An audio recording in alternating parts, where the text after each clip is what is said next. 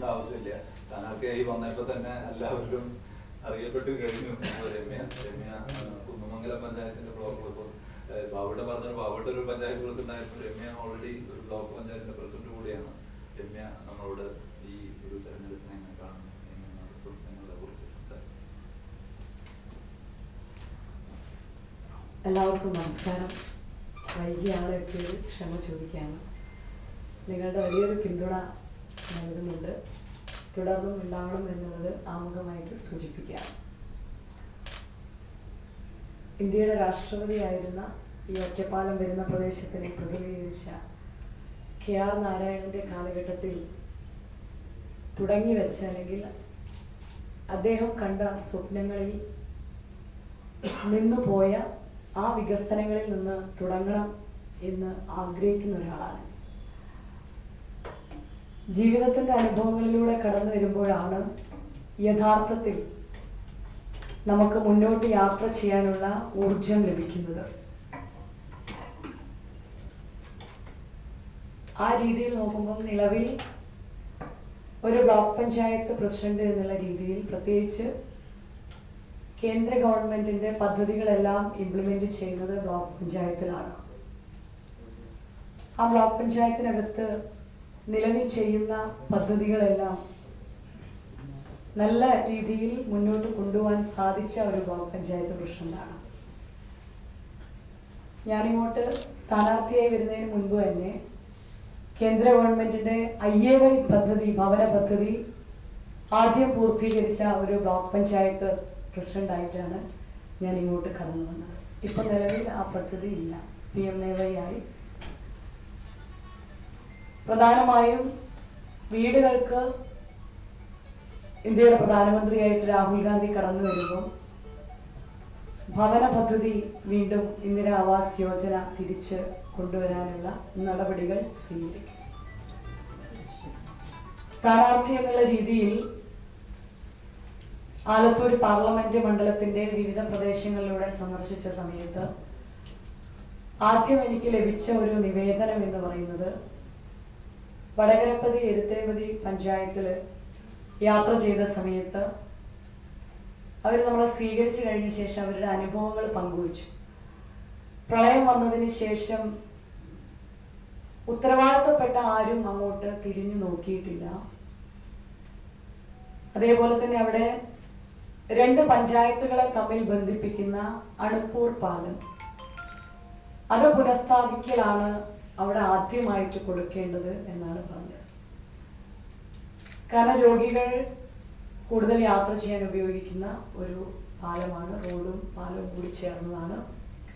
അതേപോലെ തന്നെ തൊഴിലിന് പോകുന്ന ആളുകൾ ഏറെ ആശ്രയിക്കുന്ന ഒരു പാതയാണ്, വിദ്യാർത്ഥികളും ആശ്രയിക്കുന്ന ഒരു പാതയാണ്. എനിക്ക് ആദ്യം കിട്ടിയിരിക്കുന്ന ഒരു നിവേദനം എന്ന് പറയുന്നത് അത് തന്നെയാണ്, ആലത്തൂർ പാർലമെന്റിലെ. അപ്പൊ പ്രളയം വന്ന മേഖലയിൽ അവരുടെ സ്കെച്ച് തയ്യാറാക്കി ഒരു DPR അതിനു വേണ്ടി ഇപ്പൊ തയ്യാറായത് ഉണ്ട് എന്നാ പറയുന്നത്, അപൂർണമാണ്. അത് പുതുക്കി പ്രളയത്തിൽ വന്നതിന് മുൻതൂക്കം കൊടുക്കേണ്ട ഒരു സാഹചര്യത്തിലൂടെ നമ്മൾ കടന്നു പോകുമ്പോൾ ആ മേഖലയിൽ ഒരു ഊന്നൽ കൊടുക്കുന്നത് ശ്രദ്ധയിലുണ്ട്. അതിനുശേഷം യാത്ര ചെയ്തപ്പോൾ കൊല്ലങ്കോട് റെയിൽവേ സ്റ്റേഷന്റെ പ്രദേശത്തൂടെ യാത്ര ചെയ്തപ്പോൾ മുൻപ് സമരം നയിച്ചിരുന്ന ആളുകളെയൊക്കെ നേരിട്ട് കാണാൻ വേണ്ടി അവർ കടന്നു വന്നു. അവർ തന്നിരുന്ന ഒരു റിപ്പോർട്ടും അവിടെ മുൻപ് സന്ദർശിച്ച ആളുകളെല്ലാം കൊടുത്തിരുന്ന വാഗ്ദാനങ്ങളും ഒക്കെ വെച്ചിട്ടാണ് അവരതിൻ്റെ ഒരു സംക്ഷിപ്ത രൂപമായിട്ട് തന്നിരിക്കുന്നത്. നിലവിൽ എല്ലാവർക്കും അറിയുന്ന പോലെ തന്നെ രാവിലെയും വൈകിട്ടും തിരിച്ചു പോകാൻ ഒരു പാക്കേജ്, ഒരു ട്രെയിൻ മാത്രമാണ് നിലവിലുള്ളത്. അത് എന്തായിരുന്നാലും ഇടപെട്ട് ചെയ്യേണ്ടതാണ്. ഒരുപാട് ആളുകൾ ആശ്രയിക്കുന്ന, കാരണം നമ്മൾ തന്നെ നമ്മുടെ കാശുകൊണ്ട് മുടക്കിയിട്ടിരിക്കുന്ന, കോടികൾ മുടക്കിയിട്ടിരിക്കുന്ന ആ കൊല്ലങ്കോട് റെയിൽവേ സ്റ്റേഷൻ ഉൾപ്പെടെ ചെയ്യേണ്ടതായിട്ട് നമ്മുടെ ശ്രദ്ധയിലുണ്ട്. ചിറ്റൂരായിരുന്നു എൻ്റെ പര്യടനത്തിന്റെ തുടക്കം. കൃഷിയിൽ ഊന്നൽ കൊടുത്തുകൊണ്ട് ജീവിക്കുന്ന ആളുകളെയാണ് എന്നെ സ്വീകരിക്കുന്നതിന് വേണ്ടി, എന്നോട് സംസാരിക്കുന്നതിന് വേണ്ടി എത്തിച്ചേർന്നത്. വലിയൊരു സ്വീകാര്യതയോടുകൂടി സ്ത്രീകളാണ് എന്നെ അങ്ങോട്ട് സ്വീകരിച്ചത്. അവർ പറഞ്ഞൊരു കാര്യം, സ്ഥിരമായിട്ടൊരു വരുമാനം അവർക്ക് ലഭ്യമാകുന്നില്ല. പച്ചക്കറി ഉൽപ്പാദിപ്പിക്കുന്നു, അതിനവർ ഉദാഹരണങ്ങൾ പറഞ്ഞു. വെണ്ട ഉൾപ്പെടെ, തക്കാളി ഉൾപ്പെടെ സീസണായിട്ട് വരുന്ന സമയത്ത് വളരെ തുച്ഛമായിരിക്കുന്ന വരുമാനമാണ് ലഭിക്കുന്നത്. അതിലെനിക്ക് എൻ്റെ ബ്ലോക്ക് പഞ്ചായത്തിന്റെ അനുഭവങ്ങൾ കൂട്ടിച്ചേർത്തുകൊണ്ട് ആലത്തൂർ പാർലമെന്റിൽ ചെയ്യാൻ സാധിക്കുന്ന ഒരു പ്രോജക്റ്റാണ്. ബ്ലോക്ക് പഞ്ചായത്തിൽ ഞാൻ ഒരു പ്രോജക്റ്റിന് തുടക്കം കുറിച്ച് അതിന്റെ പ്രവൃത്തി നടന്നുകൊണ്ടിരിക്കുകയാണ്. കാർഷിക ഉൽപാദന സംഭരണ വിപണന കേന്ദ്രം. ബ്ലോക്ക് പഞ്ചായത്തിന്റെ 8 പഞ്ചായത്തുകളെ കേന്ദ്രീകരിച്ച് ക്രോഡീകരിച്ച ഒരു പ്രോജക്റ്റ് ആയിരുന്നു. ശീതീകരണ സംഭരണി ഉൾപ്പെടെ മൂല്യവർദ്ധിത ഉൽപ്പന്നങ്ങളാക്കി ആ പ്രൊഡക്റ്റുകളെ നമുക്ക് മാർക്കറ്റ് ചെയ്യാൻ വേണ്ടി ക്ലസ്റ്റർ രൂപത്തിൽ ഒരു കോർഡിനേഷൻ കമ്മിറ്റി ഉണ്ടാക്കി വനിതകൾക്ക് സുസ്ഥിര വരുമാനം ഉണ്ടാക്കുന്ന രീതിയിലേക്ക് കേന്ദ്രത്തിലേക്ക് കോൺഗ്രസ് അധികാരത്തിലേക്ക് വരുമ്പോഴും രാഹുൽ ഗാന്ധി വരുമ്പോഴും സ്ത്രീകൾക്ക് കൂടുതൽ പരിഗണന കൊടുത്തുകൊണ്ട് സ്ത്രീകളുടെ സുസ്ഥിര വരുമാനം വർദ്ധിപ്പിക്കുന്നതിന് കാർഷിക മേഖലയിൽ നിന്നുള്ള അവരുടെ ഒരു വരുമാനം വർദ്ധിപ്പിക്കുന്നതിന് ഇതര സംസ്ഥാനങ്ങളുമായി ബന്ധിപ്പിച്ച് ഞാൻ കണ്ട എൻ്റെ ബ്ലോക്ക് പഞ്ചായത്തിൽ നടപ്പാക്കാൻ ഉദ്ദേശിച്ച ആ സ്വപ്നം ജനങ്ങളുടെയും എല്ലാ രാഷ്ട്രീയ പാർട്ടികളുടെ പ്രതിനിധികളുടെയും അഭിപ്രായം ആരാഞ്ഞുകൊണ്ട് തന്നെ ആ ഒരു പ്രവർത്തനത്തിന് നേതൃത്വം കൊടുക്കണമെന്ന് വലിയൊരു ആഗ്രഹമുണ്ട്. യാത്ര ചെയ്യുന്ന സമയത്ത് കോളനികളിലൂടെ കടന്നുപോയ ഒരാളാണ്. അപ്പൊ എൻ്റെ ഡിവിഷൻ, എൻ്റെ ബ്ലോക്ക് പഞ്ചായത്തിന്റെ ഡിവിഷനകത്ത് SC കോളനികളും ST കോളനികളും ഉണ്ട്. അവിടെ സ്ഥിരമായിട്ട് വിദ്യാർത്ഥികളുടെ വിദ്യാഭ്യാസത്തിന് ഉന്നമനം കൊടുത്തുകൊണ്ടാണ് മുന്നോട്ട് പോകുന്നത്. ഇവിടെയും ആ രീതിയിൽ ഒരു ഒപ്പത്തിനൊപ്പം എത്തുന്ന രീതിയിലേക്ക് SC ST കുട്ടികളുടെ വിദ്യാഭ്യാസ മേഖലയിലേക്ക് ഊന്നൽ കൊടുക്കണമെന്ന് ആഗ്രഹമുണ്ട്. പലപ്പോഴും കേരളത്തിൽ നിന്നുള്ള കുട്ടികളാണ് ഒരു നാഷണൽ തലത്തിൽ വരുന്ന ഇന്റർവ്യൂ വന്നു കഴിഞ്ഞാലും ഒരു ടെസ്റ്റ് എഴുതി കഴിഞ്ഞാലും റാങ്കിങ് വരുന്ന സമയത്ത് പിന്നോട്ട് പോയി പോകുന്നതായിട്ട് കാണുന്നത്. നന്നായിട്ട് പഠിക്കുന്ന വിദ്യാർത്ഥികളാണ് ഇവിടെ ക്ലാസ്സിൽ ഫസ്റ്റ് റാങ്കും ഒക്കെ നേടുന്ന കുട്ടികളായിരിക്കും. പക്ഷേ ഇന്റർവ്യൂ അല്ലെങ്കിൽ മറ്റേതെങ്കിലും ഒരു സംവിധാനങ്ങൾ, ഒരു എക്സാം ഒക്കെ വരുമ്പോഴേക്കും പിന്നോട്ട് പോയി പോവാണ്. അതിന് അവർക്ക് ഒരു വൈബ്രന്റ് ആലത്തൂർ എന്ന് പറയുന്ന ഒരു പ്രോജക്റ്റിന് നേതൃത്വം കൊടുക്കണമെന്ന് ആഗ്രഹിക്കുന്നു. അതിനകത്ത് SC ST കുട്ടികളെ പ്രത്യേകം തന്നെ ട്രെയിനിങ് കൊടുത്തുകൊണ്ട് എല്ലാ ലാംഗ്വേജുകളും പലപ്പോഴും ഇവിടെ നമ്മളൊരു നാഷണൽ ക്യാമ്പിന് ചെന്ന് കഴിഞ്ഞാൽ ഞങ്ങൾക്കൊക്കെ ബാധിച്ചിട്ടുള്ള ഒരു കാര്യം, നമ്മളൊക്കെ ഇംഗ്ലീഷ് പഠിച്ചിട്ടുണ്ട്, സ്കൂളിൽ ഹിന്ദി പഠിച്ചിട്ടുണ്ട്. പക്ഷെ പലപ്പോഴും ഒരു നാഷണൽ ലെവൽ ഒരു ക്യാമ്പിലേക്ക് കേരളത്തിൽ നിന്നൊരു കുട്ടി എത്തിപ്പെടുന്ന സമയത്ത് പലപ്പോഴും ഒരു പ്രസന്റ് ചെയ്യാൻ, ഒരു പ്രസന്റേഷന് വളരെയധികം ബുദ്ധിമുട്ടുണ്ടാകുന്ന ഒരു സാഹചര്യം കാണാറുണ്ട്. അതിനൊരു സ്കിൽ ഡെവലപ്പ് ചെയ്തുകൊണ്ട് വിദ്യാഭ്യാസ മേഖലയിലേക്ക് ഊന്നൽ കൊടുത്തുകൊണ്ട് എല്ലാ വിദ്യാർത്ഥികളെയും ആ രീതിയിലേക്ക് ഉന്നമനം കൊണ്ടുവരണം എന്ന് ആഗ്രഹിക്കുന്നത്. യാത്ര ചെയ്യുമ്പോൾ PSC കോച്ചിങ് സെന്ററുകൾ ഇവിടെ സന്ദർശിച്ചു. പല വിദ്യാർത്ഥികളും പറഞ്ഞത് പലരും PSC ടെസ്റ്റ് എഴുതി പലപ്പോഴും സാധിക്കുന്നില്ല, ടെസ്റ്റിനകത്ത് എത്തിപ്പെടുന്നില്ല. അവരെ കൂടി ഇതിനകത്തേക്ക് ഉൾപ്പെടുത്തി യുവാക്കൾക്ക് ഒരു തൊഴിൽ സംരംഭം, നേരത്തെ രാഹുൽ ഗാന്ധിയൊക്കെ പറഞ്ഞ രീതിയിൽ യുവാക്കളെ മുൻനിർത്തിക്കൊണ്ട് കൊടുക്കാൻ സാധിക്കുന്ന തൊഴിലിനെ എങ്ങനെ ഉപയോഗപ്പെടുത്താൻ ആലത്തൂരിന് സാധിക്കും, ആ രീതിയിൽ ഉപയോഗപ്പെടുത്താനും, അതേപോലെ തന്നെ ഇവിടെ നിന്ന് അതർ സ്റ്റേറ്റിലേക്കാണ് പലപ്പോഴും പെൺകുട്ടികൾ ടെക്സ്റ്റൈൽ ഷോപ്പിലേക്കൊക്കെ ജോലിക്ക് പോവാണ്.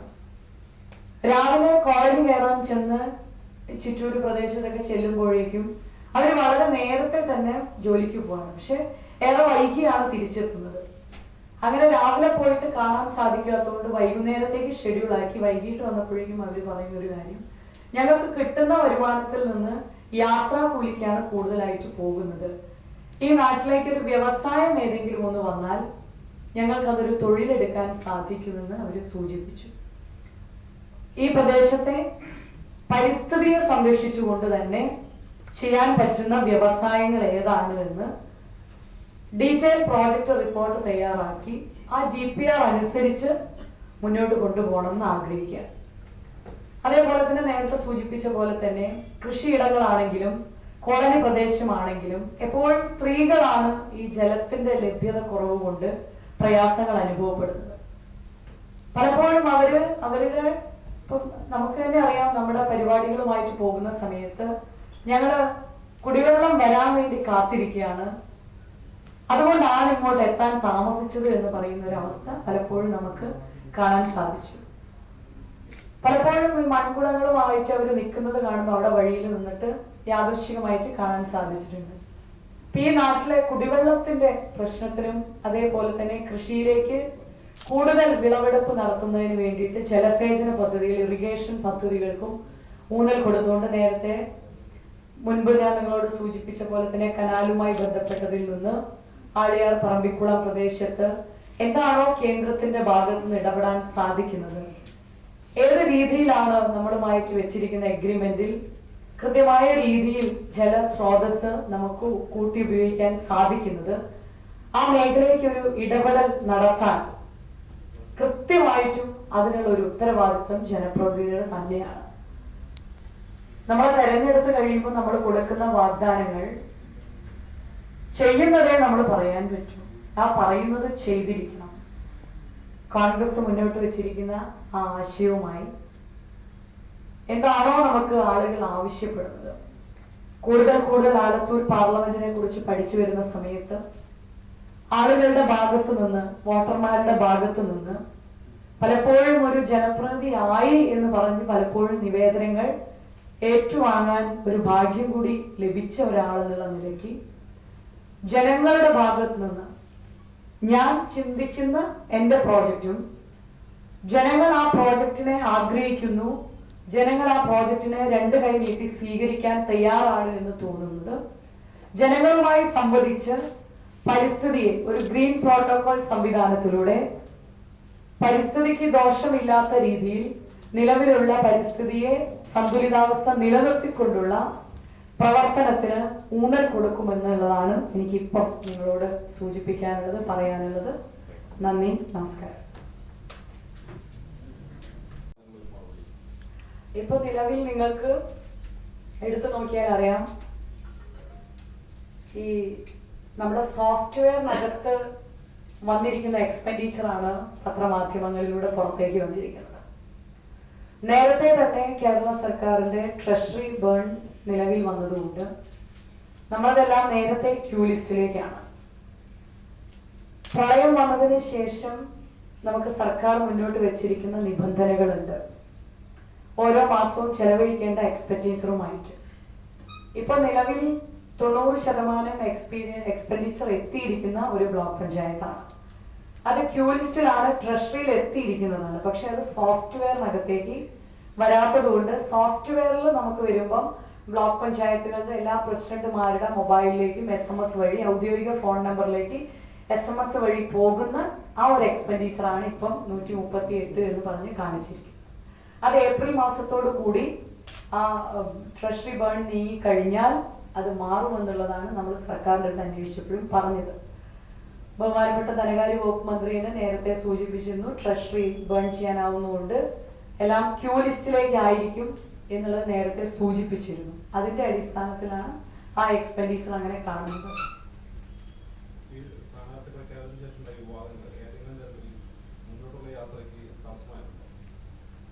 അങ്ങനെ തടസ്സങ്ങളൊന്നും ആയിട്ടില്ല. മുന്നോട്ട് പോകുന്നത് നമ്മൾ പ്രവർത്തിക്കുക. ഞാൻ എൻ്റെ പ്രവർത്തനവും എൻ്റെ കാഴ്ചപ്പാടും എൻ്റെ പ്രവർത്തന ശൈലിയുമായിട്ട് മുന്നോട്ട് പോകുന്ന ഒരാളാണ്. ആ പ്രവർത്തന ശൈലിയും ആ കാഴ്ചപ്പാടുമായി തന്നെയാണ് ആലത്തൂരിലേക്ക് വന്നത്. അതുമായി തന്നെ മുന്നോട്ട് പോവുകയും ചെയ്യുന്നുണ്ട്.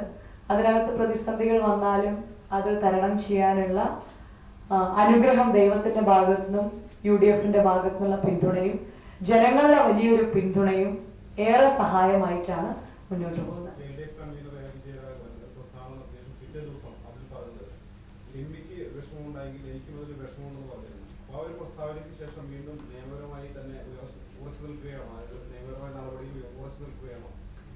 അത് ഞാൻ കഴിഞ്ഞ ദിവസം പോലീസിൽ പരാതി കൊടുത്തു, ഡിവൈഎസ്പിക്ക് പരാതി കൊടുത്തു. അവർ സ്റ്റേറ്റ്മെന്റ് എടുത്തിട്ടുണ്ട്.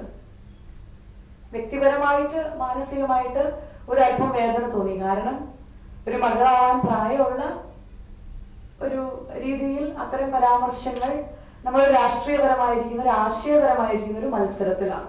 അപ്പൊ ആ രീതിയിലാകുമ്പോൾ രാഷ്ട്രീയപരവും ആശയപരവുമായിരിക്കുന്ന മത്സരത്തിനാണ് മുൻഗണന കൊടുക്കേണ്ടത്. വ്യക്തിപരമായിരിക്കുന്ന ഒരു വ്യക്തിഹത്യക്ക് അതിനകത്ത് പ്രസക്തിയില്ല.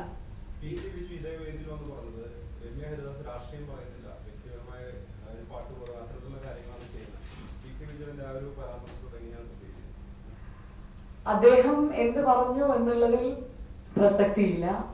എൻ്റെ ശൈലിയും എൻ്റെ തെരഞ്ഞെടുപ്പ് സംവിധാനത്തിൽ ഞാൻ ഉപയോഗിക്കുന്ന ഒരു സ്ട്രാറ്റജിയും എൻ്റെ ഒരു വ്യക്തിപരമായിട്ട് ഞാൻ ജനങ്ങളോട് സംവദിക്കുന്ന രീതിയുമാണ് ഞാൻ മുൻപ് ബ്ലോക്ക് പഞ്ചായത്തിലേക്ക് മത്സരിച്ചപ്പോഴും സ്വീകരിച്ചിരുന്നത്. അപ്പൊ ആ രീതിയുമായിട്ടാണ് ആലത്തൂരിലെ തെരഞ്ഞെടുപ്പിനകത്ത് മുന്നോട്ട് പോകുന്നത്.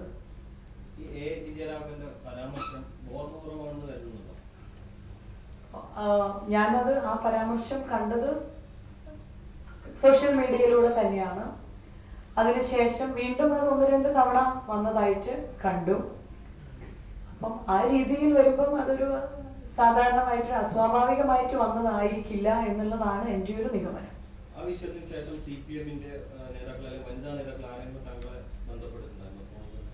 ആരും വിളിച്ചിട്ടില്ല. ഇല്ല. പോലീസിനെ കംപ്ലൈന്റ് ചെയ്തു. അതിനപ്പുറം തെരഞ്ഞെടുപ്പ് കമ്മീഷന് നേരിട്ടിട്ട് പരാതി നൽകുകയുണ്ടായില്ല. ഇല്ല, ഞാൻ ഡിവൈഎസ്പി ഓഫീസിലാണ് പരാതി കൊടുത്തത്. മലപ്പുറത്തേക്ക് ഫോർവേഡ് ചെയ്തു. അവരാണ് വന്ന് സ്റ്റേറ്റ്മെന്റ് എടുത്ത് പോയത്. അല്ല, ഒരു കാൻഡിഡേറ്റ് എന്നുള്ള നിലയ്ക്ക് തെരഞ്ഞെടുപ്പ് കമ്മീഷന് നേരിട്ട് പരാതി നൽകാമല്ലോ. അതിനെക്കുറിച്ച് ആലോചിച്ചിട്ടില്ല. ആ സമയത്ത് ഡിവൈഎസ്പി ഓഫീസിലാണ് കൊടുത്തത്. തെരഞ്ഞെടുപ്പിന്റെ സമയമായതുകൊണ്ട് വ്യക്തിപരമായിട്ടൊരു വ്യക്തിഹത്യ നടത്തുന്നതിനോട് എനിക്ക് തീരെ താല്പര്യമില്ലാത്ത ഒരാളാണ് ഞാൻ. അപ്പൊ അതുകൊണ്ടാണ് എനിക്കതൊരു ചെറിയ മാനസികമായിട്ട് പ്രയാസം തോന്നിയത്.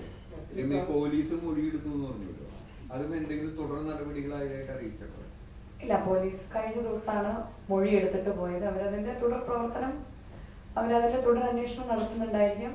വിളിക്കാൻ സാധ്യതയുണ്ട്. അടുത്ത ദിവസം ആ രീതിയിലുള്ള നല്ല രീതിയിലുള്ള ഒരു അന്വേഷണമായിട്ട് അവർ പോകുന്നുള്ള പ്രതീക്ഷയിലാണ് ഇരിക്കുന്നത്.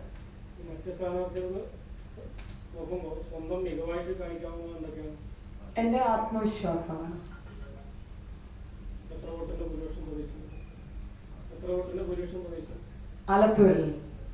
ആലത്തൂരിലെ മുഴുവൻ ആളുകളുടെയും വോട്ടും എനിക്ക് തന്നെ ആയിരിക്കും എന്നുള്ളൊരു പ്രതീക്ഷയിലാണ് ഞാൻ നിൽക്കുന്നത്. പഞ്ചായത്ത് ഫണ്ട് ഈ സാമ്പത്തിക വർഷം എത്ര ശതമാനം? ടോട്ടൽ നമുക്ക് 9 കോടി രൂപയുടെ വരുന്നത്. ഇപ്പം സെൻട്രൽ ഗവൺമെന്റിന്റെ സ്കീംസിന്റെ ഫണ്ടുകളൊന്നും നമുക്ക് ബ്ലോക്ക് പഞ്ചായത്തിലേക്കില്ല. അതെല്ലാം സെൻട്രൽ ഗവൺമെന്റിന് നേരത്തെ വിഡ്രോ ചെയ്തിട്ടുണ്ട്. IAY പോലെയുള്ള പദ്ധതികൾ, IWMP പോലെയുള്ള പദ്ധതികൾ, ഹാഡ, MGNREGS ഉൾപ്പെടെയുള്ള തുകകളെല്ലാം ഡയറക്റ്റ് കൊടുക്കുകയാണ്. അപ്പൊ അതുകൊണ്ടാണ് നമുക്ക് ആളുകൾക്ക് അത് കിട്ടാതെ വരുമ്പോൾ നമുക്ക് പലപ്പോഴും അതിനകത്ത് ഭാഗവാക്കാവുന്നത് ബ്ലോക്ക് പഞ്ചായത്താണ്. കാരണം ബ്ലോക്ക് പഞ്ചായത്ത് അത് ഇംപ്ലിമെന്റ് ചെയ്യുന്നുണ്ട്. ആ വരുന്ന പദ്ധതികളിൽ പ്ലാൻ ഫണ്ട് ആയിട്ട് വരുന്ന ഫണ്ടുകളിൽ നിന്നാണ് നമ്മുടെ എക്സ്പെൻഡിച്ചർ വരുന്നത്. 2 ടൈപ്പാണ്. ഒന്ന് മെയിൻ്റനൻസ് ഗ്രാൻഡുമായിട്ടാണ് വരുന്നത്. പ്ലാൻ ഫണ്ടിന്റെ എക്സ്പെൻഡിച്ചർ മാത്രമാണ് നമുക്ക് വരുന്നത്. അതാ ഞാൻ പറഞ്ഞത്, ഇപ്പൊ 90% എക്സ്പെൻഡിച്ചർ ആയിട്ട്. അത് വ്യത്യസ്തമായിട്ടാണ് വരുന്നത്. SC ST ഒക്കെ വ്യത്യാസം ഉണ്ടാവും. ജനറൽ ഫണ്ട് വ്യത്യാസം ഉണ്ടാവും. പിന്നെ അതിന്റെ പെർസെൻറ്റേജും വ്യത്യാസമുണ്ട്. ഇപ്പം പശ്ചാത്തല മേഖലയ്ക്ക് 30 ഉപയോഗിക്കാൻ പറ്റുള്ളൂ. റോഡ് കൺസ്ട്രക്ഷൻ പോലെയുള്ളതിന് 30% കൂടാൻ പാടില്ല.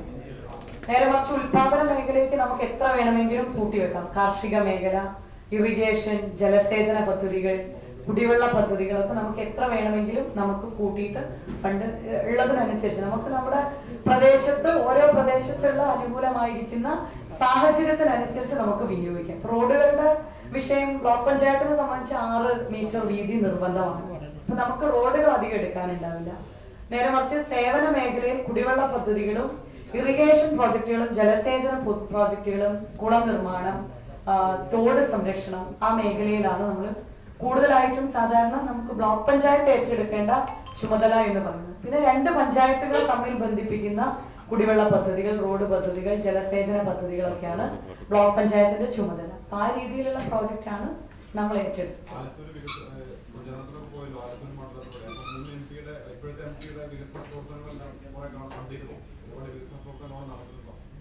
അത് ആലത്തൂരിലുള്ള ജനങ്ങളാണ് കാണേണ്ടതും പറയേണ്ടതും, ഞാൻ അല്ല എന്നുള്ളതാണ്. ആലത്തൂരിലെ കുട്ടികൾക്ക് വേണ്ടത്ര എക്സ്പോഷർ, അപ്പോൾ അവർ ഇംഗ്ലീഷ് പഠിക്കുന്നു, ഹിന്ദി പഠിക്കുന്നു, സ്റ്റേറ്റിൽ നിന്ന് പുറത്ത് വരുമ്പോൾ അവർക്ക് ഒരു പതർച്ച വരുന്നു. ഇനിയിപ്പോൾ ഏതായാലും രമ്യ ഡൽഹിക്ക് പോകുന്നു, അവിടെ ചെല്ലുമ്പോൾ ഈ പതർച്ച ഉണ്ടാവില്ല എന്ന് ചോദിക്കട്ടെ? ഉണ്ടാവില്ല. കാരണം ഞാൻ നേരത്തെ ആരോ ഒരാൾ എൻ്റെ അടുത്ത് ചോദിച്ചു എന്താണ് എൻ്റെ കയ്യിലുള്ളത്. ആത്മവിശ്വാസമാണ്. ആത്മവിശ്വാസമായിട്ട് പോയി നാഷണൽ തലത്തിൽ ക്യാമ്പുകളിലൊക്കെ പങ്കെടുക്കാൻ സാധിച്ചപ്പോൾ ഉണ്ടായിരുന്നതിന്റെ എക്സ്പീരിയൻസിന്റെ വെളിച്ചത്തിൽ എനിക്ക് ഒത്തിരി കുട്ടികളെ ഇനിയും മുന്നോട്ട് കൊണ്ടുവരേണ്ട സാഹചര്യമുണ്ട്. ഞാൻ കുട്ടികളുടെ സംഘടന പാർട്ടിയുടെ തന്നെ ജവഹർ ബാലജനവേദി ഒരു ട്രെയിനറും കൂടിയാണ്. അപ്പൊ അതുകൊണ്ട് കുട്ടികളെ കുറച്ചുകൂടി ഡെവലപ്പ് ചെയ്ത് കൊണ്ടുവരാൻ ആഗ്രഹിക്കുന്ന ഒരാൾ കൂടിയാണ്. അപ്പം കുട്ടികളെ കുറച്ചുകൂടി ഒരു നാഷണൽ തലത്തിലേക്ക് കേരളത്തിൽ നിന്ന് കുറച്ചുകൂടി അവർക്ക് സാധ്യതയുള്ള ഒരുപാട് ക്യാമ്പുകൾ, നാഷണൽ യൂത്ത് പ്രോജക്റ്റ് NYP, അതേപോലെ തന്നെ ഏക്താ പരിഷത്തിന്റെ യുവ ഏക്തയുടെ പ്രോഗ്രാം, ഗാന്ധി പീസ് ഫൗണ്ടേഷന്റെ ഗാന്ധി യുവ പ്രോഗ്രാം, ഗാന്ധി ദർശൻ പ്രോഗ്രാം, ആ രീതിയിൽ നാഷണൽ ലെവലിൽ വരുന്ന ഒരുപാട് നെഹ്റു യുവ കേന്ദ്രയുടെ പ്രോഗ്രാം, ഞാൻ തന്നെ നേരത്തെ പങ്കെടുത്തിട്ടുള്ള SY24 ship for world youth programme എന്ന് പറയുന്ന അങ്ങനത്തെ നിരവധി പ്രോഗ്രാമുകളുണ്ട്. പലപ്പോഴും അതിന്റെയൊക്കെ ഇന്റർവ്യൂസ് വരുന്ന സമയത്ത് അതിലൊക്കെ പാർട്ടിസിപ്പേറ്റ് ചെയ്യാൻ എല്ലാ സ്റ്റേറ്റിൽ നിന്ന് വരുമ്പോഴും കേരളത്തിലെ കുട്ടികൾ മാത്രം ആ ക്യാമ്പിനകത്തേക്ക് എത്തുന്നില്ല. നമ്മൾ ചെല്ലുമ്പോഴും 4-5 പേര് MP ഉണ്ടാവും, UP ഉണ്ടാവും, പക്ഷെ കേരളത്തിൽ നിന്ന് 1-2 പേരായിട്ടത് ചുരുങ്ങി പോകുന്നതായിട്ട് എനിക്കത് ഫീൽ ചെയ്തിട്ടുണ്ട്. അപ്പൊ അവിടെയൊക്കെ ഇന്റർവ്യൂവിൽ വരുമ്പോഴത്തേക്കും അവർക്ക് പ്രസന്റ് ചെയ്യാൻ പറ്റാത്തതും ആ ഒരു പ്രസന്റേഷൻ സ്കിൽ കിട്ടാത്തതുമാണ് പലപ്പോഴും ഒരു പ്രയാസമായിട്ട് എനിക്ക് തോന്നിയിട്ടുള്ളത്. ഇപ്രാവശ്യത്തെ ഇലക്ഷനിൽ സ്ത്രീ പ്രാതിനിധ്യം എന്ന് പറയുന്നത് വളരെയധികം ചർച്ച ചെയ്യപ്പെട്ടിട്ടാണ്. അപ്പം ഇങ്ങനെ രാഹുൽ ഗാന്ധി 33% സമ്മർദ്ദത്തിനെ കുറിച്ചൊക്കെ സംസാരിച്ചിരുന്നു. സീറ്റ് നൽകുന്നതിൽ അക്കാര്യമൊന്നും ഉണ്ടായിട്ടില്ല. അത് 2 പേരാണല്ലോ കേരളത്തിൽ തന്നെ മത്സരിക്കുന്നത്. എന്താണ് ഞാൻ തന്നെ നിങ്ങളുടെ പത്രങ്ങളിലൂടെ മീഡിയാസിലൂടെ കണ്ടിട്ടാണ് എൻ്റെ പേര് വരുന്നു എന്ന് അറിഞ്ഞത്. ഞാൻ ഒരിക്കലും അപ്രതീക്ഷിതമായിട്ടാണ് എനിക്ക് തന്നെ അങ്ങനെ ഒരു അവസരം കിട്ടിയെന്ന് മനസ്സിലായി. ഞാൻ നേരത്തെ നാഷണൽ യൂത്ത് കോൺഗ്രസിന്റെ നാഷണൽ കോർഡിനേറ്ററായിട്ട് കുറച്ചു കാലമായിട്ടേ ഉള്ളൂ പ്രൊമോഷനായിട്ട് അലങ്കണ്ട് വന്നേരം എടുത്തിട്ടുള്ളൂ. അപ്പം അതിനുശേഷം ഞാനൊരു യൂത്ത് കോൺഗ്രസും ഒരു സ്ത്രീയും എന്നുള്ള ഒരു പരിഗണന എനിക്ക് ലഭിച്ചിട്ടുണ്ട്. മുന്നോട്ട് പോകുന്ന സമയത്ത് രാഹുൽ ഗാന്ധി കടന്നു വരുമ്പം വനിതകൾക്ക് എന്തായിരുന്നാലും കൃത്യമായിട്ടുള്ള പ്രാതിനിധ്യം കൊടുക്കും എന്നുള്ള പ്രതീക്ഷയാണ്. ചോദ്യം അതല്ല, 10% സമ്മർദ്ദമാണല്ലോ കൊടുത്തിട്ടുള്ളൂ. അതിനെക്കുറിച്ച് എന്താ അഭിപ്രായം? അത് പാർട്ടിയല്ലേ പറയേണ്ടത്? നിങ്ങൾക്ക് സ്വന്തമായിട്ട് വ്യക്തിപരമായ അഭിപ്രായം ഉണ്ടാവില്ല. സ്ത്രീ എന്നുള്ള നിലയ്ക്ക് സ്ത്രീകൾ കൂടുതൽ രാഷ്ട്രീയത്തിലേക്ക് കടന്നു വരണം. അതിനിപ്പോ ആലത്തൂർ എന്ന് പറയുന്ന മണ്ഡലം തന്നെ നമുക്ക് എല്ലാവർക്കും അറിയാവുന്ന പോലെ LDFന്റെ കോട്ടയായിട്ട് അവർ എല്ലാവരും പരിഗണിക്കുന്ന ഒരു മണ്ഡലമാണ്. അവിടെയാണ് നിങ്ങൾക്ക് സീറ്റ് കിട്ടിയിട്ടുള്ളത്.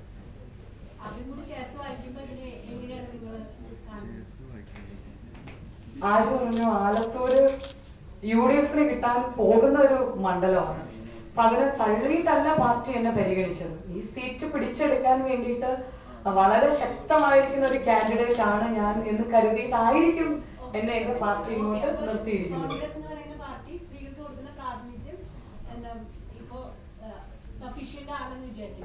ഇല്ല, ഇനിയും മുന്നോട്ട് വരേണ്ടതുണ്ട്. ഇനിയും ഒരുപാട് സ്ത്രീകളെ പരിഗണിക്കേണ്ടതുണ്ട്. അപ്പൊ വരാൻ പോകുന്ന സാഹചര്യത്തിൽ കൂടുതലായിട്ടും സ്ത്രീകൾ രാഷ്ട്രീയത്തിലേക്ക് കടന്നു വരണം ആഗ്രഹിക്കുന്ന ഒരാളാണ് ഞാൻ. പലപ്പോഴും ഇപ്പൊ കഴിഞ്ഞ ദിവസം ഉണ്ടായിരുന്ന സമയത്ത് ചാനലിൽ തന്നെ എൻ്റെ അടുത്ത് ചോദിച്ചു, ഈ ഒരു വ്യക്തിഹത്യ സ്ത്രീകൾക്ക് ഒരുപാട് പേർക്ക് രാഷ്ട്രീയത്തിലേക്ക് കടന്നു വരണം എന്ന് ആഗ്രഹമുണ്ട്. പലപ്പോഴും അത്തരം രീതിയിലുള്ള സ്ത്രീകളെ പിന്നോട്ട് വലിക്കുന്നത് പലപ്പോഴും ആ രീതിയിലുള്ള കാരണങ്ങളൊക്കെ ആയിരിക്കാമെന്ന് എനിക്ക് തോന്നുന്നുണ്ട്. അപ്പം അതിന് കുറച്ചുകൂടി പാർട്ടി കുറച്ചുകൂടി മുന്നോട്ട് എല്ലാ രാഷ്ട്രീയക്കാരും സ്ത്രീകളെ കുറച്ചുകൂടി മുൻഗണന കൊടുത്തുകൊണ്ട് മുന്നോട്ട് വരണമെന്ന് ആഗ്രഹിക്കുന്നുണ്ട്.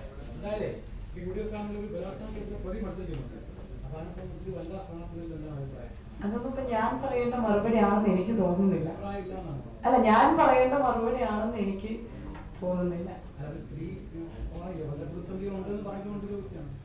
അല്ല, അതന്നെ ഞാൻ പറഞ്ഞത്, ഞാൻ മറുപടി പറയേണ്ട ചോദ്യം അല്ലെന്ന് എനിക്ക് തോന്നുന്നു. നിങ്ങളെ എതിർക്കുന്ന രണ്ട് മുന്നണികളും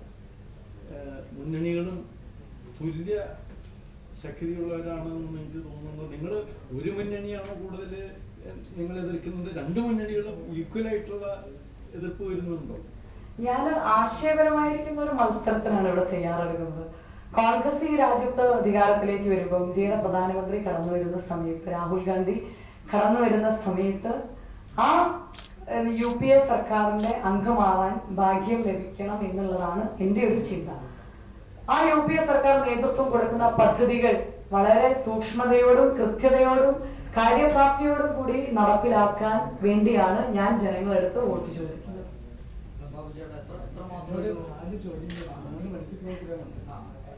എത്രമാത്രം ഒരു മുന്നേറ്റം BDJS BJP